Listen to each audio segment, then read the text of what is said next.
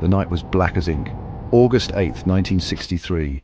A diesel train engine roared through the darkness, slicing through the English countryside. On board, postal workers sorted mail, unaware of the looming shadows. Their cargo. Millions in used banknotes. Their fate? To become part of legend. This was the night of the great train robbery. The target was the Glasgow-London mail train. The location, a desolate stretch near Bridego Bridge. The plan was audacious, intricate, and led by a man named Bruce Reynolds. This was no ordinary robbery. It was a meticulously orchestrated ballet of daring and deception, etched forever in criminal history. Bruce Reynolds was no stranger to the underworld. He was a charismatic gangster with a taste for the finer things in life. Reynolds was the mastermind behind the robbery, dreaming of a big score that would make him a legend. Reynolds assembled a motley crew of career criminals, each with unique skills. There was the electronics expert, the driver, the muscle. They called themselves the South Coast Raiders. For months they meticulously studied the train's schedule, the track layout, every detail memorized. Their goal, nothing less than stopping the train and making off with millions.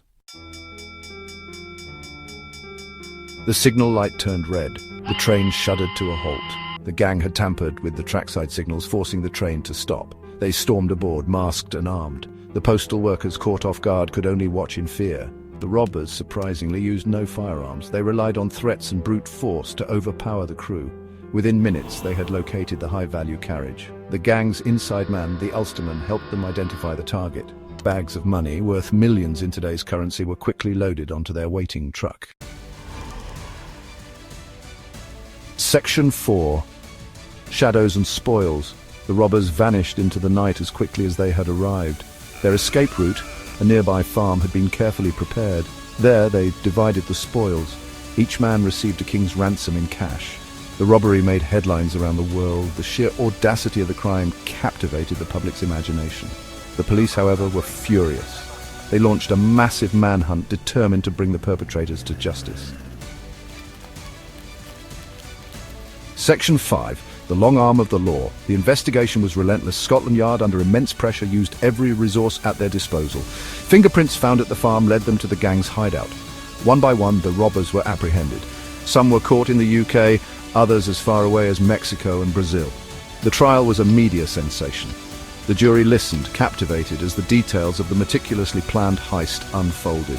Most of the gang received lengthy prison sentences. Section 6. Beyond the brink of infamy, the great train robbery became a cultural phenomenon. It inspired books, films, and songs. The robbery, despite its criminal nature, held a strange allure. Was it the daring of the act, the romanticized image of the gentleman thief? The robbery sparked debates about social inequality, the allure of wealth, and the effectiveness of the justice system.